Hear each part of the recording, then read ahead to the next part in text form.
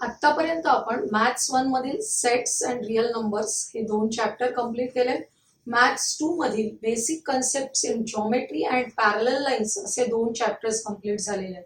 या सर्व चॅप्टर्सच्या सर्व व्हिडिओच्या लिंक आजच्या या व्हिडिओच्या डिस्क्रिप्शन मध्ये दिलेल्या आहेत.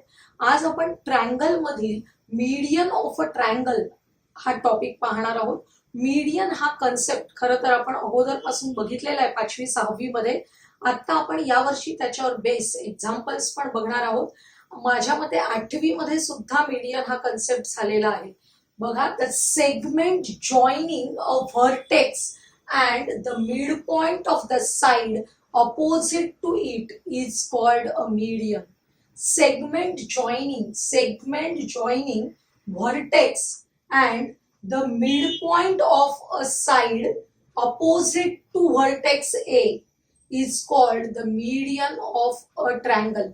याच्यामध्ये A हा व्हर्टेक्स जर आपण लक्षात घेतला तर A व्हर्टेक्स आहे, त्याच्या अपोजिट साइड कोणती आहे? BC. या BC चा मिड पॉइंट आपण पट्टीने काढू शकतो. समजा BC 26 सेंटीमीटर आहे तर त्याचा मिड पॉइंट तुम्हाला 13 वर घेता येईल. अशा प्रकारे मिड पॉइंट D घ्यायचा आणि सेगमेंट काढायचा, segment AD. This segment AD is called the median of a triangle. त्याचप्रमाणे समजा आपण AC चा मिड पॉइंट घेऊया. हा जो AC आहे त्याचा मिड पॉइंट आपण घेतोय. हा मिड पॉइंट आहे समजा E. आणि आता मी व्हर्टेक्स या AC च्या अपोजिट व्हर्टेक्स कोणता आहे? B. अपोजिट व्हर्टेक्स B आणि हा पॉइंट E जॉईन केला की आपल्याला मिळणार आहे मीडियन BE. आता बघा, थर्ड मीडियन काढायची आपल्याला. त्याच्यासाठी या व्हर्टेक्स C च्या अपोजिट साइड आहे AB. AB चा मिड पॉइंट काढूया. हा मिड पॉइंट F असेल तर आपण C अँड F जॉईन करायचे. C आणि F जॉईन केल्यावर आपल्याला मिळाला मीडियन CF. जॉईन केल्यानंतर आपल्याला मिळणार आहे मीडियन CF. आता हा जो पॉइंट ऑफ इंटरसेक्शन आहे त्याला म्हणतात point of concurrence of the medians. Point of intersection of these 3 medians is called as the point of concurrence of the medians. आणि आपण त्याला नाव देतो G. आणि G लाच सेंट्रॉइड असं म्हणतात. काय म्हणतात? Centroid of a triangle. G is a centroid of a triangle. तुम्ही एक ऍक्टिव्हिटी करू शकता, पुस्तकामध्ये दिलेली आहे. एक पुठ्ठा आहे, त्याचा ट्रायंगल कापायचा, त्या ट्रायंगल्सचे मीडियन्स काढायचे आणि या मीडियन्सचा जो पॉइंट ऑफ इंटरसेक्शन G आहे, पॉइंट ऑफ इंटरसेक्शन G म्हणजे सेंट्रॉइड आहे, त्या G वर आपण त्या ट्रायंगलला बोटावर अशा प्रकारे स्थिर ठेवू शकतो. जसं तुम्ही सुदर्शन चक्र वगैरे फिरवण्यासाठी स्थिर ठेवता त्या प्रकारे तुम्हाला हा ट्रायंगल बोटावर स्थिर ठेवता येतो, बॅलन्स करता येतो. म्हणजे हा पॉइंट G असा आहे की ह्या तिन्ही मीडियन्सचा पॉइंट ऑफ कॉन्करन्स असल्यामुळे तो सेंटर ऑफ ग्रॅव्हिटी त्या ठिकाणी बॅलन्स होते आणि त्याला म्हणतात centroid of a triangle G. आणि हा G प्रत्येक मीडियनचं, फॉर एक्झाम्पल ही AD मीडियन आहे, या मीडियनचे 2 पार्ट करतोय G. कोणते? AG आणि GD. जर आपण त्यांचा रेशो काढला AG अपॉन GD तर तुमच्या लक्षात येतं तो रेशो येतो 2:1. त्याच प्रकारे ही दुसरी मीडियन आहे, त्याचे पार्ट्स आहेत BG अँड GE. त्यांचा रेशो काढला तरी तो रेशो येणार आहे 2:1. Similarly for this median CG upon GF is equal to 2:1. त्यामुळे ही अतिशय महत्वाची प्रॉपर्टी आहे सेंट्रॉइडची. The point of concurrence of medians of a triangle divides each median in the ratio 2:1. प्रत्येक मीडियनला हा पॉइंट ऑफ कॉन्करन्स G कोणत्या रेशो मध्ये डिवाइड करतो? 2:1 रेशो मध्ये डिवाइड करतो. हा जो रेशो आहे तो फिल इन द ब्लँक्स साठी तुम्हाला बऱ्याच वेळा विचारला जातो. And G is the centroid of the triangle. हा जो शब्द आहे तो पण आपल्याला लक्षात ठेवायचा आहे. Point of concurrence of medians is called a centroid of a triangle. आपण नेक्स्ट प्रॉपर्टी बघूया. property of median drawn on the hypotenuse of right angled triangle. Right angled triangle म्हटलं की आपल्या लक्षात येतं की one of the angle is 90 degrees असा triangle आपल्याला दिलेला असला पाहिजे. Triangle ABC is a right angled at the vertex B. B या व्हर्टेक्स जवळ जर 90 डिग्रीचा अँगल होत असेल तर side opposite to right angle is known as hypotenuse of a triangle. In this case, AC is hypotenuse of a triangle. आणि median on hypotenuse म्हणजेच आपल्याला काय करायचंय, we take a midpoint of the hypotenuse by using scale. D is the midpoint of the hypotenuse AC.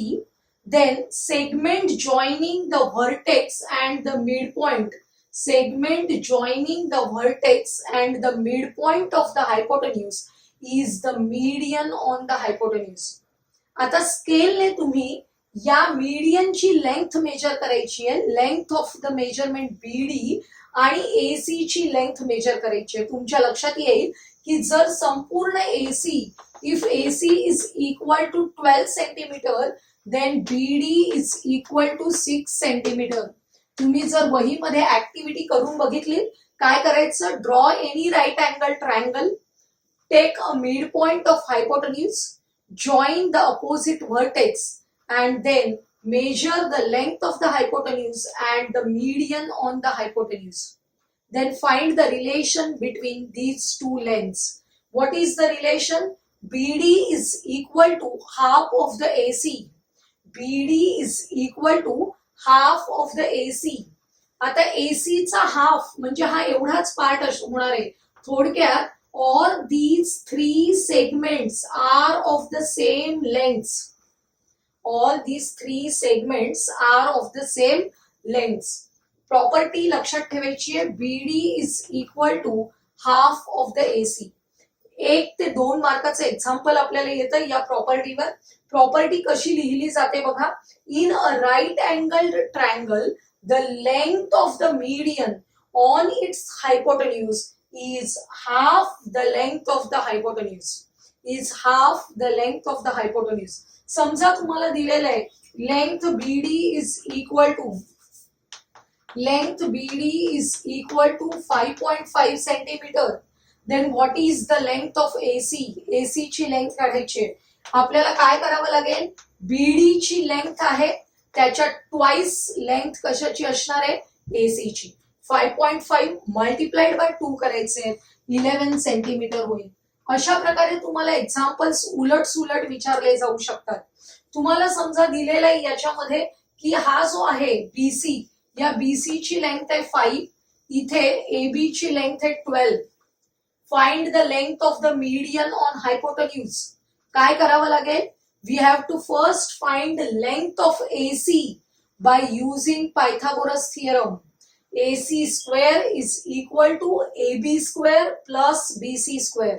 That is 12 square 144, 5 square 25, addition 169. And square root of 169 is the length of AC. That is 13. AC is equal to 13 असेल, then what is the length of BD? Half of the 13, 6.5. असे examples तुम्हाला परीक्षेला येऊ शकतात. आपण एक example बघूया. In figure AB is equal to 9 centimetre, BC is equal to 40 centimetre. BD is the median to the hypotenuse AC. BD is the median to the hypotenuse AC. Then find the BD. BD ची length find out करायची आपल्याला. कोणत्या टाइपचा triangle आहे हा? It is a right angle triangle. आपल्याला दिसतोय, कशावरून दिसतोय, या चिन्हामुळे आपल्याला कळतं it is a right angle triangle. And AC is a hypotenuse दिलेला इथे. हायपोटेन्यूज हा कन्सेप्ट फक्त कोणत्या ट्रायंगल मध्ये असतो, in right angle triangle.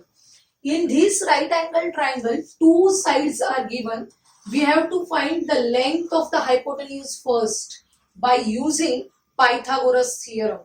Therefore, in a right angle triangle ABC, by using Pythagoras theorem. काय Pythagoras theorem? Hypotenuse square is equal to, hypotenuse कोणता आहे आपला AC, AC square is equal to AB square plus BC square. First we substitute the values of AB and BC. 9 square plus 40 square. 9 square is equal to 81 plus 40 square is equal to 1600. अशा नंबर्सचे square आपल्याला direct काढता येतात. काय करायचं, हा 16 आहे त्याचा square, sorry 4 आहे त्याचा स्क्वेअर लिहायचा 16. इथे एक झिरो असेल तर स्क्वेअर करताना किती झिरोज घ्यायचे आहेत आपल्याला, त्याच्या डबल झिरोज घ्यायचे आहेत, 2 झिरोज घ्यायचे.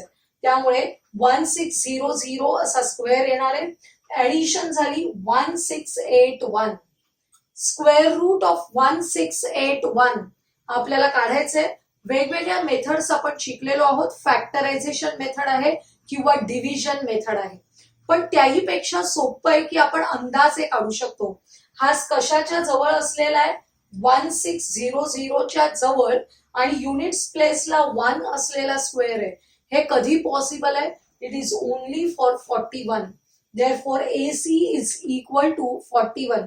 काय केलंय आपण, taking square root of both the sides. इथे होतं AC square, AC square is equal to 1681. Taking square root of both the sides we get AC is equal to 41. Length of the AC मिळाल्यानंतर आपल्याला या मीडियनची length काढायची आहे. कोणती property वापरायची आपल्याला, in a right angle triangle the length of the median on the hypotenuse is half of the length of the hypotenuse. या मीडियनची लेंथ किती असते, half of the hypotenuse. That is BD is equal to half of the AC. AC आपण find out केलाय 41 आहे. Half multiplied by 41 which is equal to 20.5. 41 चा half करायचं आहे आपल्याला, 20.5 सेंटीमीटर असं आपल्याला length of the median BD मिळणार आहे. 2 मार्काचं एक्झाम्पल आहे. 1 मार्कासाठी पायथागोरस यूज करायचंय आणि पुढच्या 1 मार्कासाठी तुम्हाला ही प्रॉपर्टी यूज करायची आहे. नेक्स्ट एक्झाम्पल बघा. आपल्याला एक ट्रायंगल दिलेला आहे. In triangle PQR, all these 3 are medians and G is the point of concurrence of the medians. आणि आपल्याला दिलेलं आहे GT is equal to 2.5. Length of GT is equal to 2.5. Then find the length of PG and PT. काय find out करायचे, PG and PT. आपल्याला जे दिलेलं आहे G is the centroid of the triangle. इथे लिहिलेलं आहे फक्त the point of concurrence. G is the point of concurrence of the medians. याचाच अर्थ आहे G is the centroid of the triangle. आणि सेंट्रॉइडची प्रॉपर्टी आपल्याला माहिती आहे, centroid divides each median in the ratio 2:1. ती प्रॉपर्टी आपण लिहायची अगोदर, the centroid divides each median in the ratio 2:1. That is PG upon GT. PG is to GT is equal to 2:1. PG is to GT is equal to 2:1. तोच ratio आपल्याला या form मध्ये लिहिता येतो. PG upon GT is equal to 2:1. यातल्या GT ची value आपल्याला दिलेली आहे 2.5. आपण इथे सबस्टिट्यूट करूया. PG upon 2.5 is equal to 2:1. Therefore PG is equal to 2 into 2.5. PG is equal to 5. आपल्याला PG ची लेंथ मिळाली 5. आता संपूर्ण PT काढायचंय. P, G and T are 3 collinear points and G is between P and T. Therefore, PT is equal to PG plus GT. आपण betweenness मध्ये बघितलेलं आहे. PG plus GT. PG ची व्हॅल्यू आहे 5 प्लस GT 2.5. ऍडिशन करायची आहे 7.5. आणि answer नेहमी आपण शेवटी फायनली बॉक्स मध्ये लिहायचंय. Answer length of the PG काढायला सांगितलेला. Length of the PG is equal to 5 and PT is equal to 7.5. आजच्या या व्हिडिओमध्ये आपण मीडियन ऑफ अ ट्रायंगल शी रिलेटेड कन्सेप्ट आणि एक्झाम्पल्स बघितले. आजचा हा व्हिडिओ जर तुम्हाला आवडला असेल तर लाईक करा, तुमच्या मित्रमैत्रिणींना शेअर करा आणि पुढील महत्त्वाचे व्हिडिओज पाहण्यासाठी आपल्या चॅनलला सबस्क्राईब करायला विसरू नका.